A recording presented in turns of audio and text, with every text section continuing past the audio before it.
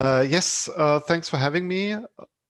I'm Jörg Friedrich. I worked on a game called Through the Darkest of Times. This is my team, Paint Bucket Games. We are an indie game studio from Berlin. And in the game we made, you play a civilian resistance fighter during the Nazi time in Berlin. And the character you play is fictional. It's procedurally generated. That means it has certain attributes and values, and it's always different each time you play. Um, the game plays in turns. Every turn is 1 week, one historical week that goes along the historical timeline, and it begins with Hitler becoming chancellor in February 1933. And the game has two main gameplay parts. One is basically a strategy part that looks like this, where you look at the city of Berlin, and a little bit like in a board game, you plan your actions um, and yeah, who's doing what basically, and you struggle with resources. And the second part, you experience from the eyes of your character, and that plays like an adventure or like a choose your own adventure book. You make certain decisions that might have consequences later in the game. The game plays in 4 chapters, and each chapter covers a specific part of the Third Reich, beginning with Hitler coming into power and ending with the end of the war, if you happen to get that far. Why were we doing this? Well, we are game developers. We have been game developers for a very long time. Sebastian Schulz, who's the co-founder of Paint Bucket, and me have been making games for more than 16 years now. Bigger titles, commercial titles, this kind of stuff. But we found that there was an important gap when it comes to games and how they tell us of the events of that time, World War II and before. Because if we look at video games, usually Nazis are people who are wearing uniform, who are wearing weapons, and who are invading another country. And what most games do not tell us is how the Nazis first destroyed existing democracy, how they destroyed the democratic institutions, how they turned a state from democratic to authoritarian, and how the anti-Semitism and discrimination was introduced long before the war.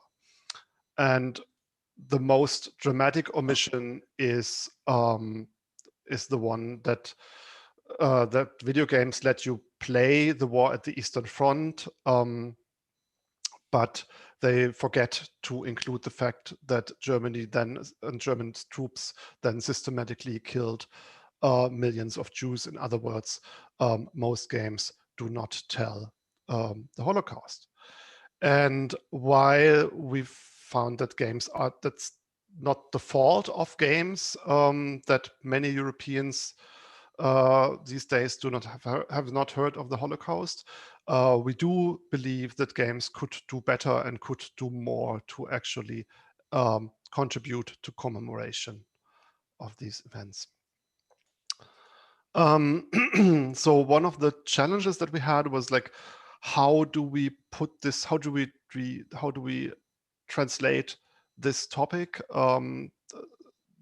of civilian resistance in the Nazi time into a computer game? Because if we look at how pop culture in general and video games in particular treat this topic, they are usually some kind of power fantasy in which the player has the power to somehow fight the Nazis and change history in a way.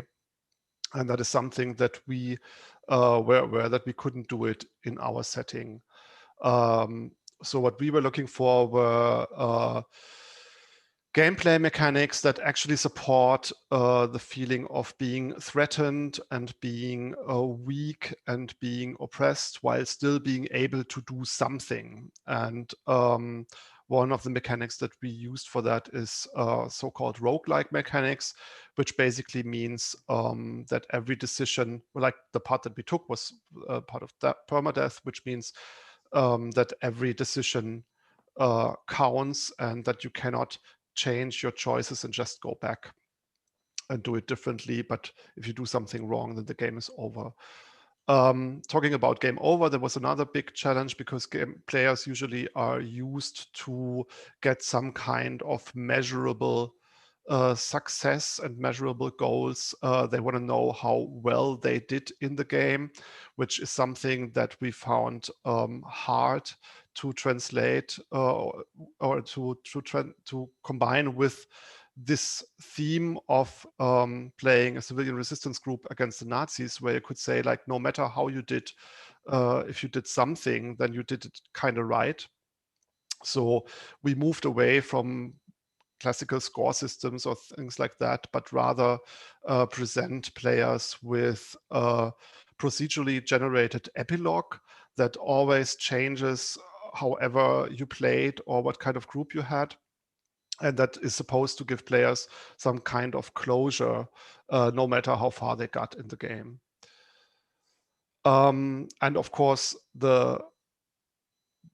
one of the biggest challenges at all was how to include the events of the Holocaust in the game. And in the end, we were going a lot of back and forth and were wondering what we could do and what we shouldn't do and what we didn't dare to do. And because what we didn't dare to do was basically having some kind of interactive Holocaust experience where you would get deported yourself and basically interact uh, in that manner. So what we decided for then in the end was having eyewitnesses that you meet as a player and the interactive part is that you can actually talk to them and they tell you about their experiences so that you have a layer between between the perception of the player and these events so that they are not thrown in fully interactive. And that's what we found that worked best for us to telling this. Short thing about the art style, because also something we found was that in many games, probably not on purpose, but maybe on accident, actually reproduce fascist aesthetic when they draw German troops or Nazis. And that was something that we found we couldn't do and we shouldn't do with our topic. So we rather oriented on anti-fascist artists or artists that were then later banned by the Nazis. So artists like Käthe Kollwitz or John Hartfield or Bauhaus. And so our art direction goal was that we wanted to create an art style that the Nazis would have banned because we found that would be more appropriate for this topic. So how were the reactions? Well, we reached out very early and continuously because there were not many games like this at the time when we started, and we wanted to make sure that people wouldn't be offended by the way we treated this topic. So we reached out, for example, to ancestors of resistance fighters. Like here, this is Nora Hespers, who is a journalist and the granddaughter of Theo Hespers, a German resistance fighter, and had them take a look at the game and also always run the idea by them. We also started very early with playtesting, even with very early versions, and always tried to make sure how the themes were perceived and how players would treat them in the game. That's basically what we did a lot. We reached out in always larger audiences, starting on small events like here in Berlin, but then later also bringing the game to Gamescom in Germany or to Poznan Game Arena in Poland. Yes. I'm out of time? No. Okay. And we were actually, surprised by how positive the game was perceived by a classical gamer audience, you could say. One important topic for us was how we would treat symbols in the game. So that might be a very German topic, but it was still important for us because in Germany for a very long time you couldn't include symbols like swastikas in a video game. You wouldn't get an H rating, and lucky for us, they changed the rating.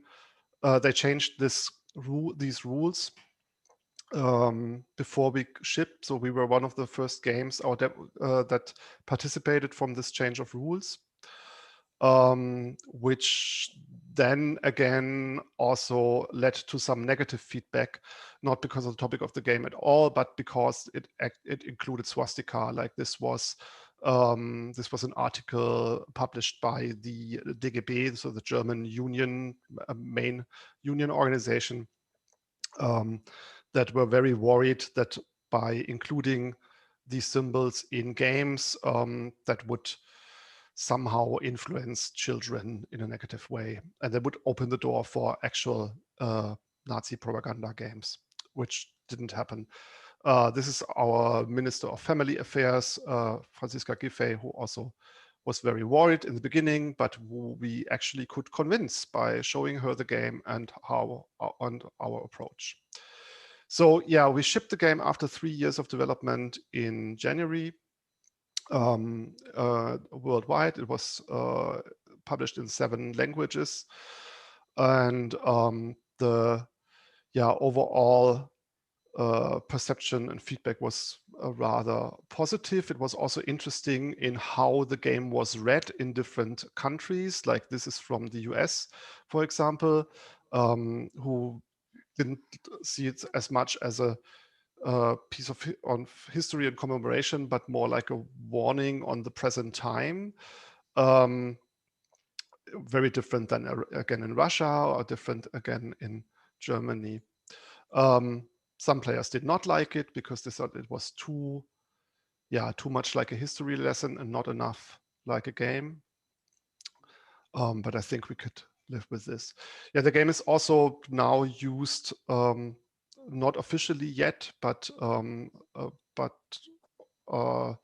occasionally, basically in schools and in history lessons.